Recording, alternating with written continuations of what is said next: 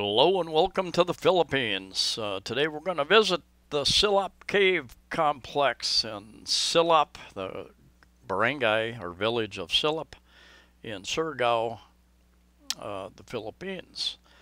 And I took a number of pictures there. There were some bats flying around that every time we did a flash or used our flashlights. We took a tricycle out of the city of Surigao. There are a number of caves in this area of Surigao, and you can sign up for a day trip that consists of going out to many different caves. We visited in this Silop area. I think there was 4 or 5 main caves right in that area. We'd go into one, come out of it, go into another one, just a short distance away. That tricycle came to an end, and we had to walk in on this gravel road. The walk in wasn't too bad until well, it wasn't even bad. We had some steps going up in there.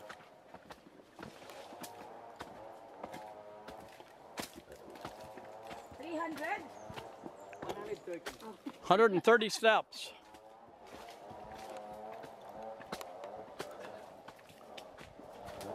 Is there no cable car? Cable car. How many? It's nice You will climb here all every day. Yes, there are times I have 5 times to climb this this area, no? We're going down now? Yeah. That's the exit. Okay. That one is the first cave, no? That cave it's not available for the first timer, no? Because you can smell bad because they have a lot of organic fertilizer. The waste of the different species, especially the bats. Bats. Oh, bats in there. Yes, exactly. Okay. So that is called Guano Cave. Because organic is called in Surigao known as a guano. Surigao. And then there weren't any steps. It was quite a climb. Here, sir. Yeah, I've got it. You always... But on the way back, this is not the way going back. No, they have an exit. Oh yeah. This is the first cave to visit, and they have an exit area, and then after that, they have another entrance for the second cave. This is the entrance zone for the cave 2. Careful. 2 steps. Ganahan ka mo kung may dali mong bag, kaya maglisod ka. Kung maglisod ka mo. Maluin ka din mo. Okay lang, ma'am. Mas maluin ko na mo maglisod ka. So, if you visit next time, in cave, no, use leggings and rubber shoes. That is the standard wearing to go inside the cave, no? So, this is a twilight zone area. Sige, ma'am. Okay. So, follow the stairs. Rod, there's a black ant that will grow. I'll give you some light again in a minute. This just gives you an idea how dark it is down there. We rented for 100 pesos, $2, gloves, a hard hat, and a flashlight. The flashlights were not very adequate. Next time I'll bring my own flashlight. Rock formation or the stone formation. This one is called a drapery formation or curtain formation. And I tell you later that please don't touch the white stone formation. Why? Because this is the example, no? You can touch once, even you use the gloves, because around it's so oily. So you can touch once, you can crack, and you can tie. So it's not good for the nature, no? Okay. To touch that kind of stone formation because it's very sensitive. And this one, it's called stalagmite from ground. And the other one, the stalactite, no? The top. This one? Here. Okay. So if they have a stalactite, they had a stalagmite. And then after a years, you can combine as one. It's called pillar or column like this one. From stalagmite to So it's gonna go up, no? Yes. The growth of stone formation per year, more or less 1.5 centimeters only. It depends the water, what they have the minerals. Yeah, the batteries are dead in that. That's not any good. Okay.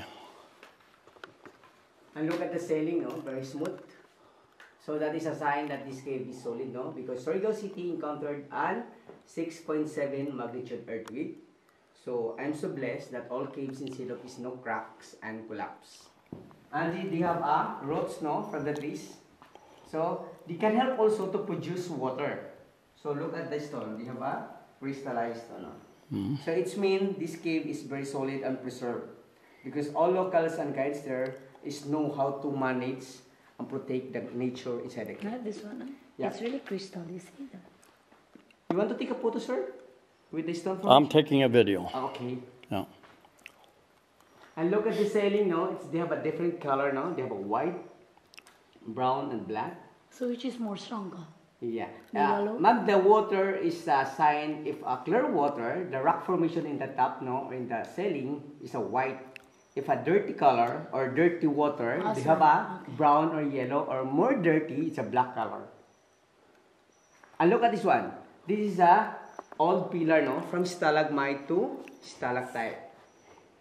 So Stalagmite. it's so crystallized. Come on, much closer. So for this cave, we encountered a cave pearl. This one. So have different size now.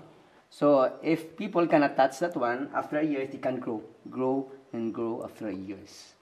This one, the cave pearl. It's called. Cave pearl. Opo. Look at this one. It's so white. And man, please don't touch that one. So if we encountered all white rock formation, please don't touch because it's very sensitive. That kind. There were 4 chambers that we visited during this trip in this cave area, and it was much too dark to get video in most of those areas. I did take some pictures, and I will put some additional pictures up at the end of the video. This is our climb back out of there, and the climb out was a little trickier than the climb in. Weren't really steps. Kind of had to make our way through the mountain trail over the rocks. The rocks were our steps, basically. Cost us 100 peso entrance fee to go in. Cost 100 pesos or $2 to rent the equipment, cloth, kind of those thin cloth throwaway cotton gloves, because you can get a little muddy in there if you're grabbing onto rocks to climb around. Guano in the caves, so there were areas where the rocks were wet and slippery, and or bat guano. There was an area where we needed to hang on to a rope to go down into the cave, and not quite like rappelling, but to give us something to hold on to as we were going down, and then there again coming back out of that chamber. We had to use the rope a good part of the time to climb back out, and they had handholds tied into the rope at intervals, so it was easy enough to grab on, and it was easy to slip. I was carrying my little camera I carry in my pocket. That didn't work at all in the caves. My Canon SX60, when we did have 2 to 3 flashlights focused in, did a reasonable job. Was a fun trip. I did manage to get a little bit scraped up on my legs. It was my own fault. I took a very minor stumble, but those edges on those rocks are quite sharp in areas. If I was going to do it again, I would bring a good head-mounted flashlight. So wherever I was looking, I would get some good and wide beam. Not only a good beam, but a wide beam flashlight that would be mounted on the hard hat. And I think I would carry a second one too to make sure that I had light when and where I wanted it. My flash on my camera did do a pretty good job when I did stop to take pictures, and I wish I would have taken more pictures with my flash. All in all, visiting the four chambers took us an hour, basically.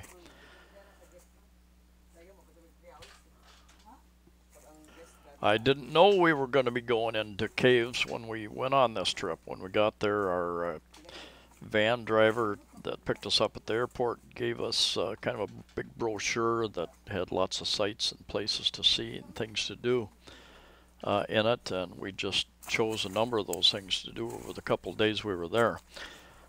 Therefore, I did not bring the best shoes for hiking through the mountains in this type of thing and into caves.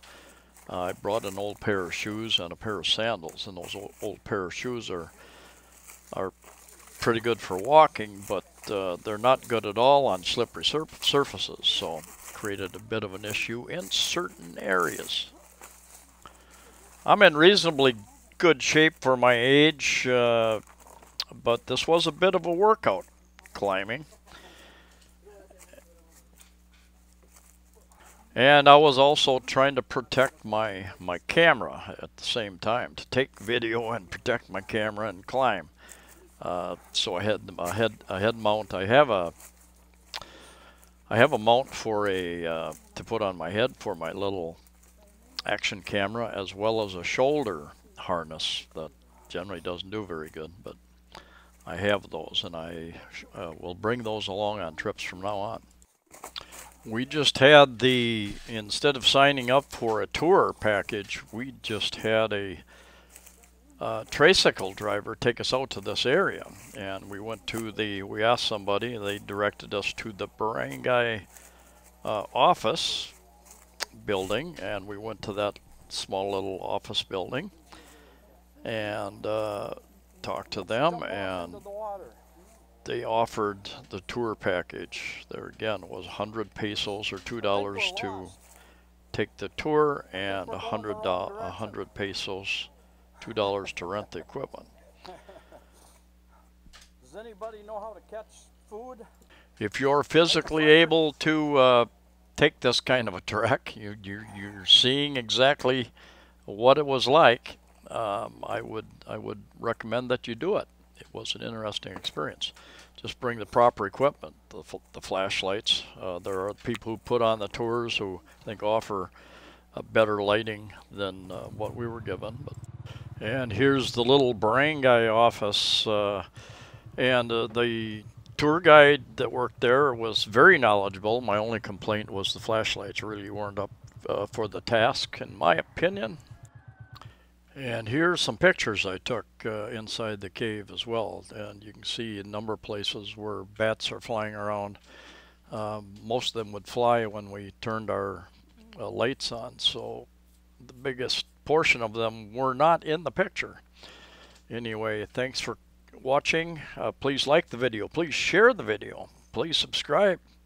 Safe travels to you all wherever you're at, and we'll see you next time. I have several more videos about this trip coming up soon. That's an entrance to the cave. Lots of bats on the ceiling there, and most of them had already left when we turned our flashlights on.